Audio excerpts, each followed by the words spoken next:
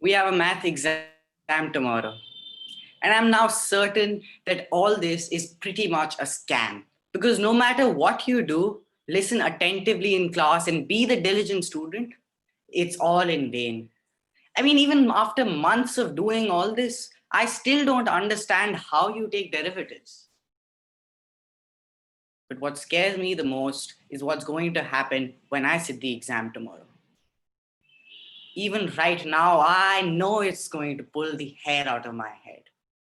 It has happened countlessly before, and that's what's going to happen tomorrow. The questions will scream at me in a language that I genuinely don't understand. Yet, I will still know they don't want me lurking anywhere near them. Nope. Math is not for everyone. Definitely not for me. I mean, it's all useless anyway. That's how a friend of mine had looked at math. I, being a math enthusiast, felt hurt because somewhere down there was a fundamental misconception, some fundamental misunderstandings. But back then, I had nothing to say that would help explain why this guy wasn't succeeding. But I think now, after all these months in lockdown, I have come to some conclusions. What I say next is not to flatter you as judges or as masters or as high schoolers. Instead, I'm here to say sorry. Sorry from Matt's behalf for all the torture it has unknowingly inflicted upon you just by being misunderstood. In the next few minutes, I will try to help rectify some of these long festering misunderstandings. No, don't punch yourself for being ignorant and not knowing any of this. Pat yourself on the back for surviving until now. I'm sure it wasn't easy. You see, it turns out that there wasn't one fundamental misunderstanding, but rather three in that attitude. The first misconception here is about what the essence of math is.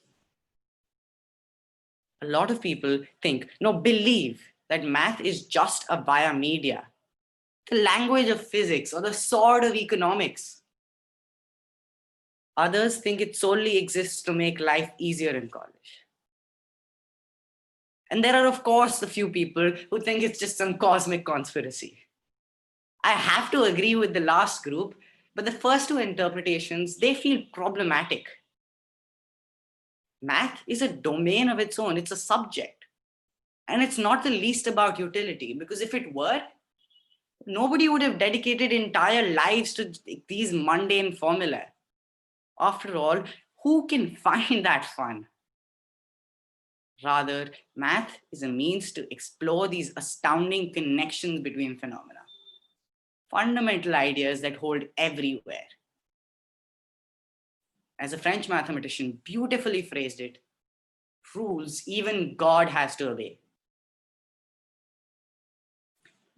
Unfortunately, it is the same abstraction which has led to us memorizing and mindlessly applying x equals minus b plus minus root under b squared minus 4ac all over to it. That massive quadratic formula.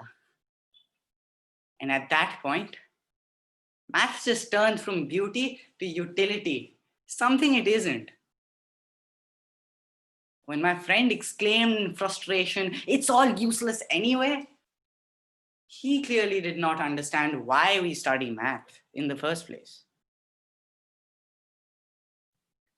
At the same time, my friend there had a very poor understanding of how he was to handle all the information being fed and how he ought to truly engage with math.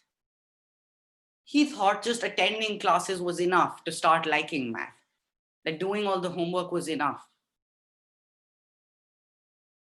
I think I have a good analogy to help explain this. Two little kids were taken to a huge playhouse with lots of toys. The kids were told that they were to leave in just half an hour. The first boy immediately started gathering as many toys as possible. The other saw a nice little teddy and a trolley car and played around with just that in contentment. Before they knew it, the parents were back to collect them. The first kid had barely any time to play around with what he had collected. He left the playroom staring wistfully at that huge pile he had created. Disappointment was shrewd over his face. The other kid was quite the opposite. He had a blast. The status quo for math is pretty much the same.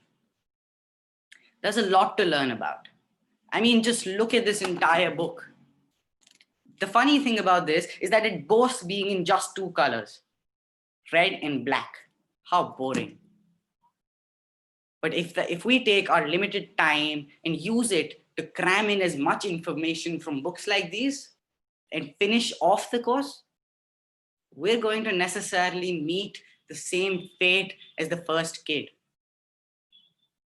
Instead, if we selected a few that we initially found interesting and started to play around with these, we would really enjoy it.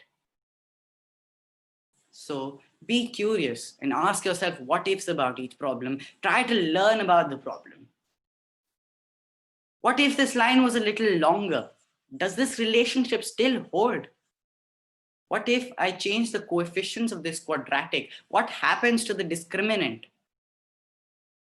What if I roll this dice just twice instead of the given 5 times? Just doing all these things makes it a whole lot more fun. And in that, our relationship with math will have gone beyond the classroom into the intimate level. The last misunderstanding I saw there was about the nature of problem solving. I think problem solving in math is very much like a rock climbing expedition. For a moment, close your eyes and wander off to a rock climbing site beside a tall cliff. It seems daunting initially, but you know that many others have done this before you. You've just got the bare minimum on you, some safety gear, high grip gloves, and maybe some comfortable shoes.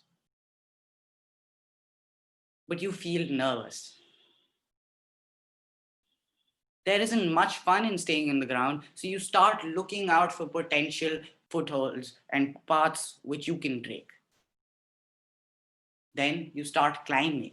You climb up until it seems like you've reached halfway, and suddenly there just seems to be no way further. Almost like a dead end. No footholds whatsoever.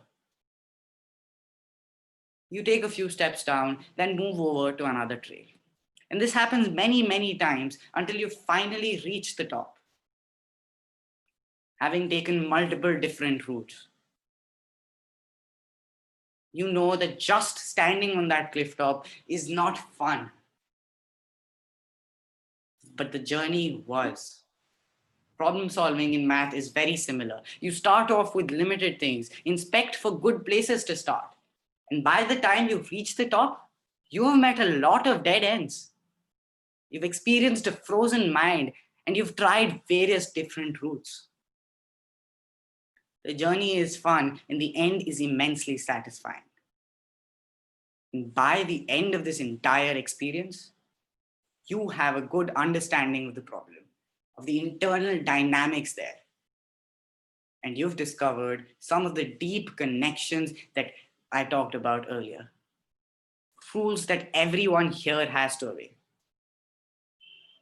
So there you have it, the 3 fundamental misconceptions that were preventing my friend from succeeding.